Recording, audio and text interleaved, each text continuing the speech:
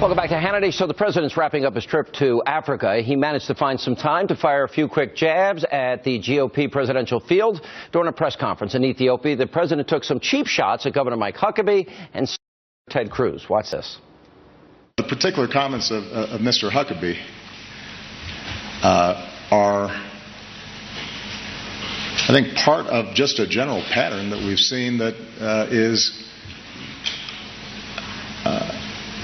would be considered ridiculous if it weren't so sad. I mean, we've had a sitting senator called John Kerry Pontius Pilate.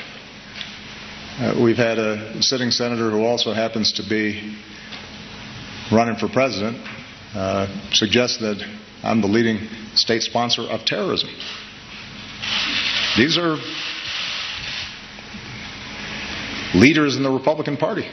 Here with reaction, author of the bestseller, Time for Truth, Reigniting the Promise of America, 2016 Republican presidential contender, Texas Senator Ted Cruz. Senator, the Iranians right now are not abiding by the deal. They wouldn't let the IAEA inspect their nuclear detonator sites.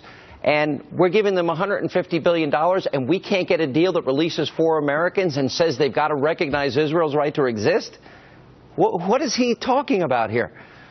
Well, you know, unfortunately, with President Obama, it's all politics all the time. It speaks volumes that he's halfway across the globe, and he feels the need to attack me directly.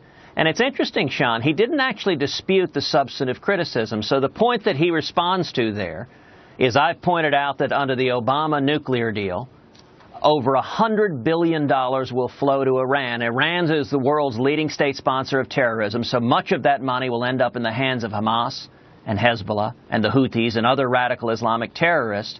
And if this deal goes through, the Obama administration will become quite literally the world's leading financier of radical Islamic terrorism.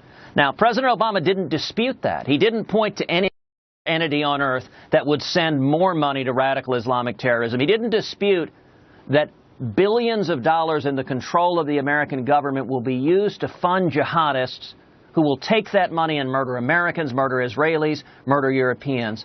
Instead, Senator, he simply attacked us. $150 billion based on their economic size is the equivalent of $8 trillion to the U.S. economy. All right, I want to go to what you... Well, and I'll tell you real quickly, Sean, since he's not willing to discuss the substance, I'll make an invitation right here tonight, which is I will invite President Obama at any time and place of his choosing to debate the substance of the Iran deal. Let's do it in front of the American people anytime in the next 60 days that Congress has to review this deal. If he's so convinced he's right on the substance, I will welcome him anytime, and if he's unwilling to show up, he can send as a proxy John Kerry. Let's debate the substance of how much this endangers the United States of America, Israel, and the world. It's the single greatest national security threat facing America. You gave a powerful floor speech on Friday, in which you stated that Mitch McConnell had lied to you. And this was about the import-export bill, basically corporate cronyism, where we, I guess, back up, give loan guarantees to billions of dollars the taxpayers do. Did he or did he not say to you, there is no deal, that this wasn't going to come up? Because that's the crux of it. Either what he said to you is true or not true. Right. What is the bottom line? He said it multiple times back in May when we were debating Trade Promotion Authority, TPA. I asked him at a Senate lunch. It looked like a deal had been cut to reauthorize the corporate welfare that is the Export-Import Bank. And I asked him, what deal did you cut? And he said 3 times, there is no deal, there is no deal, there is no deal. He said it not just to me, but to all the other Republican senators. And Friday on the Senate floor, I recounted, here's what he said. And his actions were directly contrary. All right. So but there's a poll that came out, and it's fascinating. The Republicans have lost 18%. Yep. Here's what I'm trying to understand. In 2013, every Republican, when they were running in 2012, 2010, they all said they'd repeal and replace Obamacare. Yep. They voted to do it when it didn't matter, symbolically, but when it came to defunding it and using their constitutional power, you stood alone. I think there were 2 other senators that joined you, or 3 other senators in the well as you went through your filibuster, on issues of immigration, health care.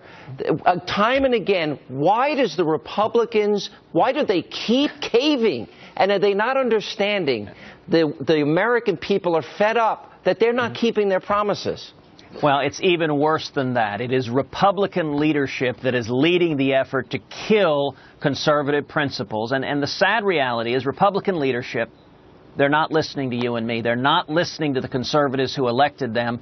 They're instead part of what I call the Washington cartel, career politicians in both parties who get in bed with lobbyists and special interests and grow government. This weekend, we saw Republican leadership kill an amendment to defund Planned Parenthood. We saw Republican leadership kill an amendment to stop the Iran deal unless Iran recognizes Israel and releases our hostages. We saw Republican leadership kill an amendment to end sanctuary cities and pass Kate's Law. We saw Republican leadership kill an amendment to end the congressional exemption Why would they do from that? Obamacare. Why? Because it's all one and the same. What we have today is the McConnell-Reed leadership team. The priorities of Republican leadership and the priorities of Democratic leadership are the same. It is the Washington Party. They grow government. They fight side by side to do it. Whether it is cronyism and corporate welfare like the Export-Import Bank that both McConnell and Reed are fighting side by side, whether it is fighting to confirm Loretta Lynch as Attorney General, which Republican leadership did. They're not listening to us. And, Sean, it underscores the need for a strong conservative president. We're not going to turn around this country from Congress because there are too many career politicians who are captive of the lobbyist. But the last president who stood up to the Washington cartel was Ronald Reagan. The Reagan Revolution came from the people. And what I believe Republican primary voters are looking for is someone who's been a consistent conservative. Show me where you've stood up not just to Democrats, but to members of your own party, to the Washington cartel. And I'll tell you this, if I'm elected president, I'm going to tell Republican leadership, if you pass corporate welfare, if you pass corrupt legislation, I will veto it. And as president, like Reagan did, I'm going to stand with the people and fight to defund Planned Parenthood, to repeal Obamacare, to stop amnesty, to actually stand with millions of courageous conservatives across this country. All right, Senator. Thanks for being with us. Pretty inspiring. Thank you, Sean. What happened on Friday. Interesting. We'll see how it develops.